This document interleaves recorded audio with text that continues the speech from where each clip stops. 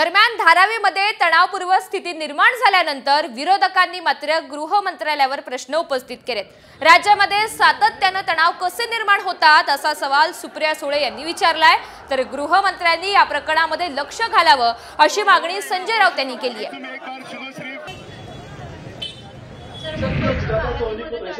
स्थिती निर्माण झाली, मशिदीचा भाग पाडण्यासाठी अधिकारी आले होते आणि वाद झाला, त्याच्यावरती गृहमंत्र्यांनी लक्ष घातलं पाहिजे। काही प्रमुख लोक धारावीतले सर्व पक्षीय आयुक्तांना भेटलेले आहेत, नेत्यांना भेटतात, शांतपणे मुंबईमध्ये यातले मार्ग निघावे लागतात। हे दुर्दैव आहे की सातत्याने महाराष्ट्र सरकार हे सातत्याने लॉ अँड ऑर्डर याच्या बाबतीत गृह मंत्रालय पूर्णपणे फेल झालेलं आहे। हे तणाव सातत्याने संपूर्ण महाराष्ट्रात सारखे कसं होतात? भारतीय जनता पक्ष सत्तेत असल्यावरच वाचाळवीर कसे या राज्यात येत आहेत ह्याचाही अभ्यास कोणीतरी केला पाहिजे।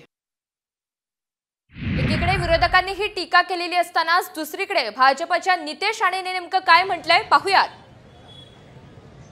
आज झालेली धारावीची घटना हे उत्तम उदाहरण आहे की कुठल्या पद्धतीने आमच्या देशात राहायचं, आमचं खायचं, पण कायदा शरिया कायदा पाळायचा। पोलीस प्रशासन आणि महापालिकेने वेळेत ते काढून टाकावं, नाहीतर उद्या तिथे अगर परिस्थिती बिघडली त्याचे जबाबदार आम्ही नाही, असं स्पष्ट आजच्या निमित्ताने तुम्हाला सांगतो। दरम्यान धारावीमध्ये नेमकं काय झालं याची माहिती आपण ग्राफिक्सच्या माध्यमातून समजून घेऊयात। काही नागरिक रस्त्यावर बसले, त्यांनी आक्रमक पवित्रा घेतला।